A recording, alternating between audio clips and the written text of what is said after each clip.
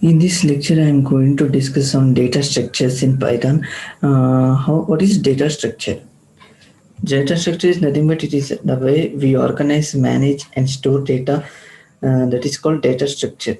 Data structures you might be knowing in previous lectures, like C with data structures, everything. Proper arrangement of data, that is nonlinear fashion, where some organization of data can be performed. Here, what you will do, it will store the data and it will retrieve, can retrieve the data, and we can collect the data.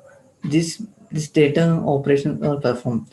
And let us have a look at the types of data structures in Python. First is built-in data structures, and next one is user-defined data structures. There are two types. Built-in data structures mean that is already present in the Python library. First one, list. Second one, dictionary. Third one, tuple. And fourth one, set. These are present in the built-in data structures. And next one is user-defined data structure. Built-in data structure means it is already present in the Python library. And next one, what is user-defined data structure? User-defined data structure is that we create on our own.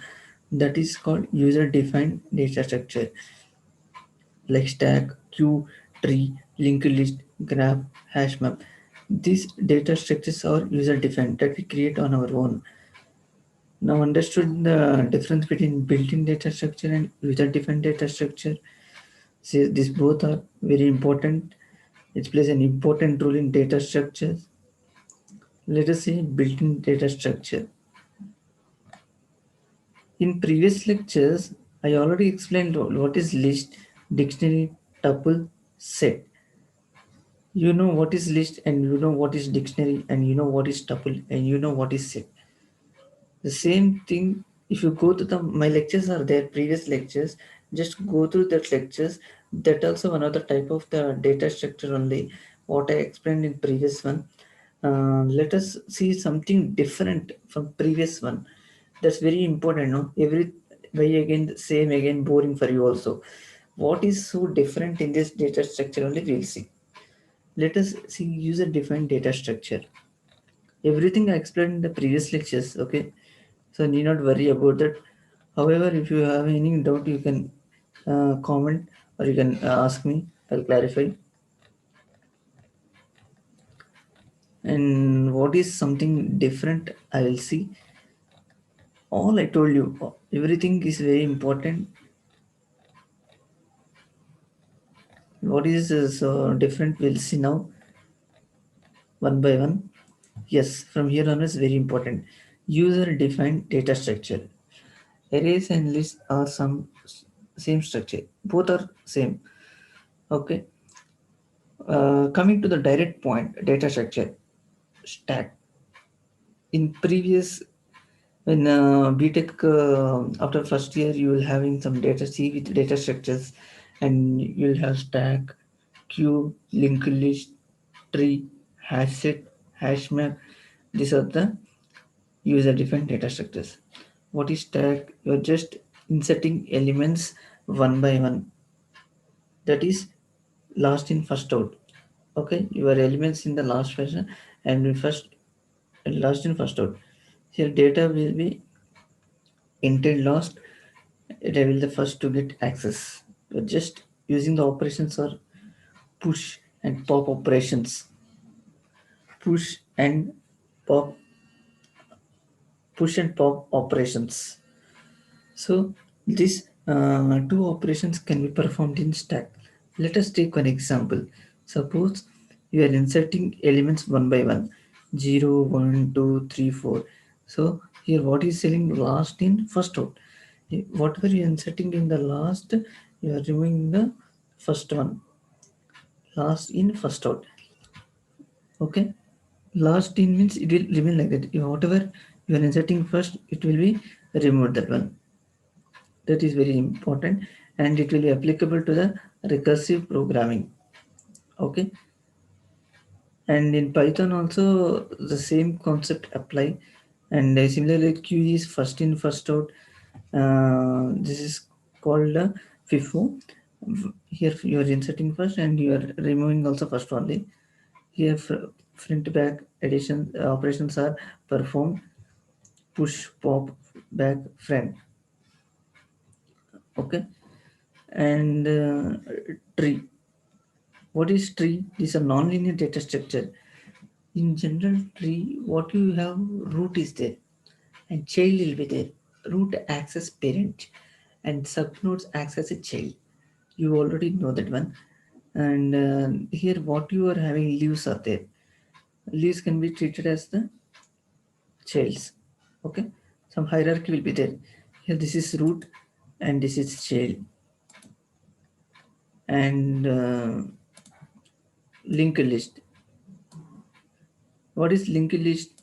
Where you can insert operations either from left or right, left to right, or in circular fashion. You are just inserting nodes. You refer the previous one and go to next one. You are inserting elements like this. Where this type of linked list data structure can be applied practically, this will be applied to the music player applications or images or anything related audio, whatever there, it will go ahead. And what is graph? Graph is nothing but a collection of points or vertices. You can take any graph and all. That is very important. Here, why the graphs are very important in Python? For what real-time applications you use, like Google Maps, Uber. Yes, take one real-time example of graph. Suppose you are going to some unknown place, but some address was given by the something.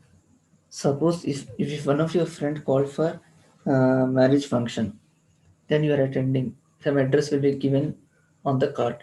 You don't know the address, and what you will do immediately in your mobile, you open the Google Map and you need to enter the source address and next destination address. And if you on the GPS and you show the direction, you will move from the place either by walk or vehicle. It will show the direction. At some point it will reach the destination. That means here Google Map helps you based on the graph you provide. That means one path. Yes, this is the real world application of graph. Okay, until this is source, you can start either from this or this, but you reach ending. And next one is hash map. These are similar to the dictionaries. Dictionaries you also having key value base. Suppose you are having the application like phone book, and what will you have? So many phone numbers are there. You cannot predict which one correct. So you should see according to the key provided and the value associated with. That's very important. Then only your phone number will be searched very soon. Otherwise, it will take so much time. Okay. So these are the applications. These are the application of this. I I hope with this basic Python course completed, and these are the lectures that help you a lot. And keep watching this channel for the next upcoming videos. If possible, I'll tell one general practical session of Python where it will be in a real world application scenario. So thanks for watching this complete basic Python course. I hope it will benefit for you with the basic syntax that is very essential. And thank you for watching.